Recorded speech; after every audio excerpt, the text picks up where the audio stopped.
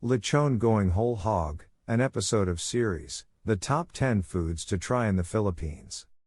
Another gift from the Spanish, roast suckling pig is as big in the Philippines as it is in Puerto Rico. Filipinos consider no fiesta complete unless there's more than enough lechon to go around.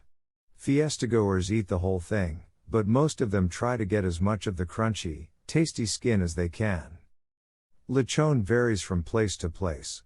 In Manila, lechon tends to be minimally prepared before cooking, while the lechon further south incorporates stuffing like bay leaves, garlic, and lemongrass to improve the flavor.